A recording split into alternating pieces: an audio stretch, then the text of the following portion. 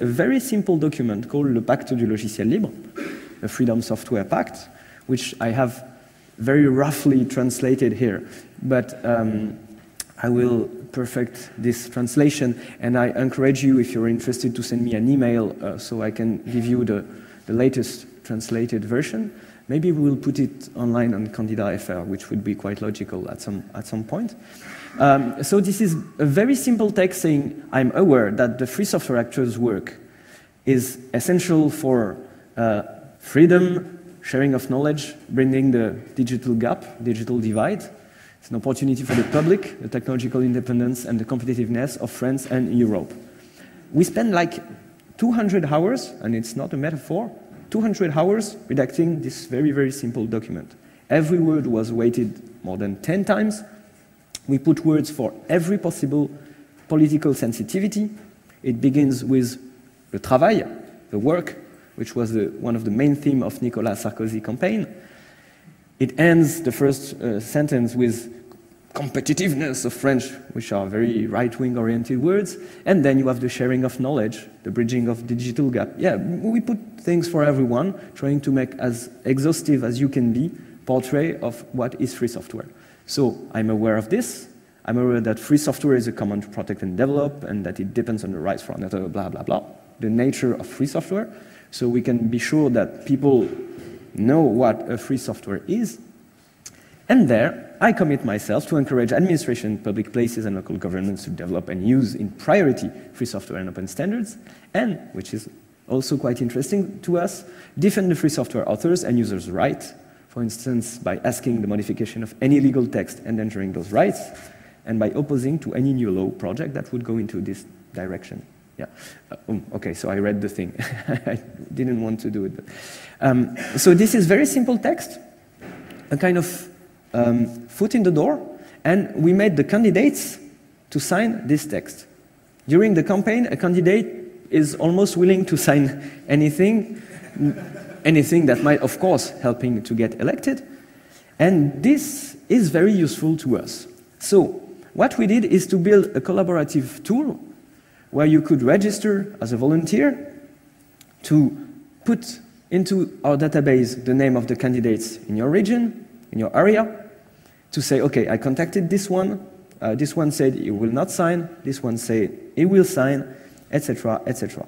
So we had something like, the figure shall be written right here, more than 600 volunteers that helped us with this, which is a lot. And we had 520 signatures from candidates, out of what on the elected people, in the second round of the election, where only 2 candidates remain in the course, we had 160 who signed. And in the elected ones, it's, I think, 66, and some of them have signed afterwards. So that's 66 people who are in the parliament right now, who signed that text saying, I know what free software is, I will protect it, and I will encourage it. Those are people who can call someday and say, oh, you remember that paper? No? I will remind you. But now that you're reminded, we got some work for you.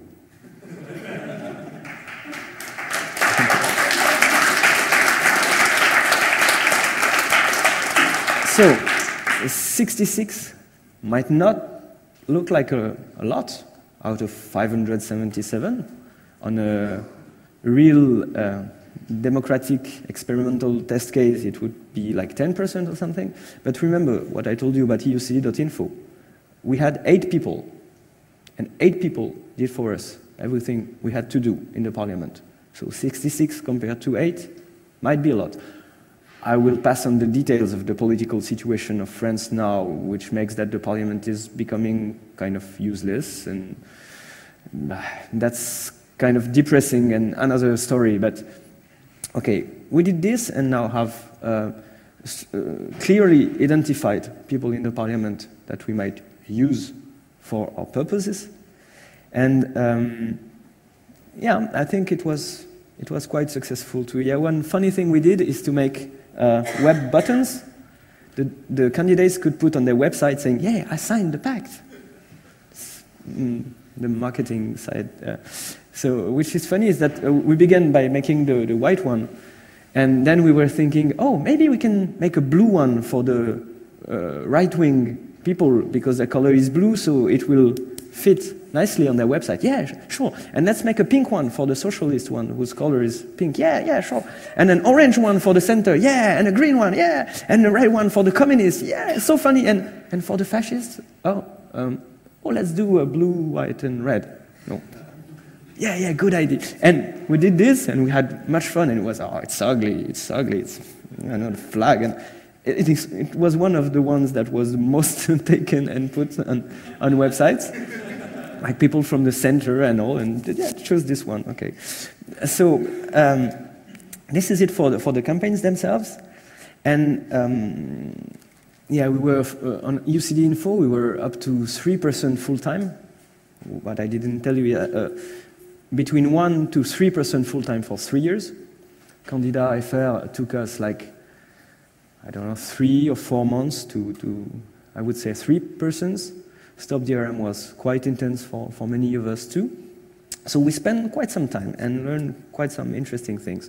About the general public first, public won't read your 50 pages of documentation with references to European text and everything. You have to make the 50 pages fit into 1 page. And this is very hard. This is exactly what you learn in the very high schools that form the people who will become ministers and so on, and all. And yeah, that synthetic work is as crucial as it is difficult, and it requires training, but you have to do it. It's very, very important to do it. Along with that synthesis work, you have to make very striking examples. The CD you can play in your car player works all the time. We had another way to explain the DRM problem by saying it would be a publishing house, a book publishing house, that would require that you read their books with only 1 brand of glasses. Like you read it with other glasses and it's scrambled, and you have to get glasses from this brand to read. And people, educated people, old people, deputies and all, oh yes, this would be intolerable. Yes, that's what they're doing right now. Oh, really? So the striking examples are something that is really important. And the simple atomic actions, like what we did with eucd.info was, okay, the arguments are here, the list of member of parliaments is there. What you can do is take an email such as this one and send it to your representative. Or you can take your phone, you can dial those 4 first numbers, then the number you will find at this website address for your member of parliament, and tell him this and this and that. Something that someone can do in 5 minutes, 10 minutes, a very, very simple task that added one to another shall be really efficient. Then you can provide with template emails, template phone calls. This is what we did for candida.fr. A mock-up phone call. Hello, I'm in your location and I want to tell you about the pact we're making and blah, blah, blah. And yeah, a dummy phone call to explain people how to talk on the phone in a very short time. This is how you can more efficiently use the public to work with you. The journalists, you have to call them all and call again and again and again. I showed you the photo of the petition in front of the Prime Minister residence. Tanguy, one of our members, spent 3 hours, 3 intense hours with yellow pages and a phone, calling all the redactions in France, saying, oh, we will be at that time with that petition talking about this, and there will be images to make. So please send someone. Out of the 40 phone calls he made, there were maybe 7 or 8 journalists there, and it was a lot. So you have to call and call them a lot. Then you can identify the specialists. In every newspaper, there's a technology section. Spot the names of the guys, and you call. And I want to talk to this person. Oh, he's not there. I want to talk to him anyway. And I'll call again, and call again and again and again. Then at some point you might build some trust. It's a big word to journalists, but some kind of relationship where you can trade infos. And you can say, okay, you did this great article last time. You might do another great one right now with special infos that nobody else has. But you have to promise me that you will do this article. And then you can trade. One thing to consider too is that the time frame of media is something really short. There is an event, then there is actuality. The event is actual, no, it's not that word in English. The event is now. So the time frame of now is something like 2 or 3 days. So it's very important to be reactive and to call them exactly when the events happen.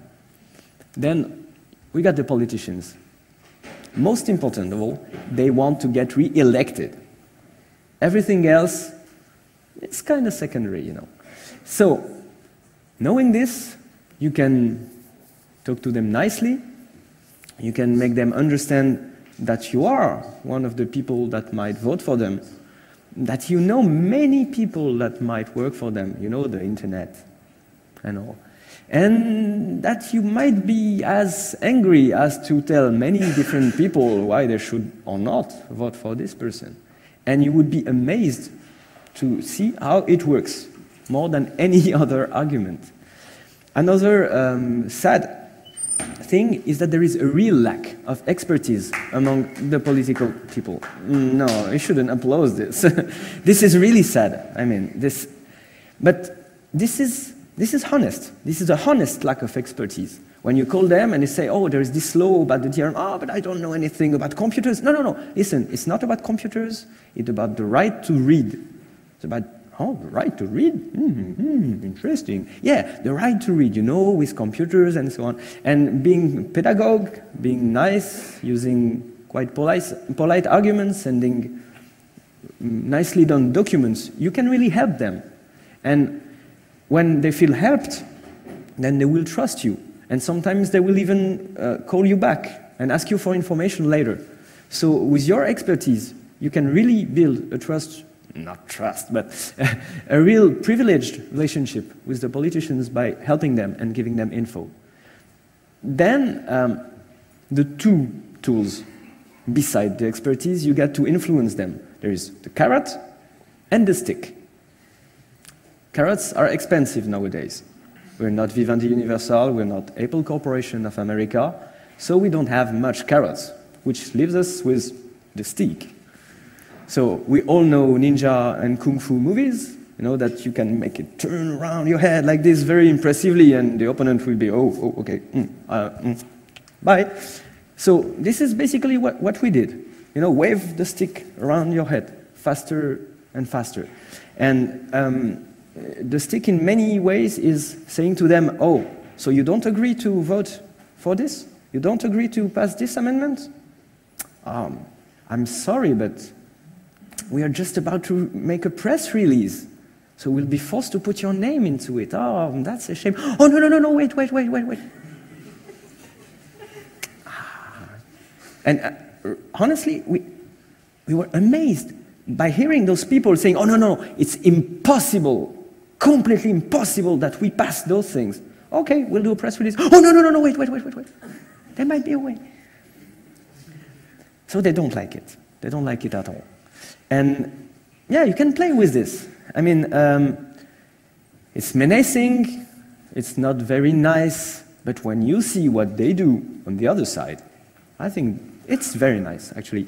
Talking here about indirect menaces, it's not much saying, we will shoot you, we will do a press release against you, but, you know, I know people, ooh, they're even more angry than me, and they're not as nice as I am, you know, and I can't control them, you know, they might be really angry if you didn't sign those amendments. I mean, really. And this, most of the time, works. One other very, very...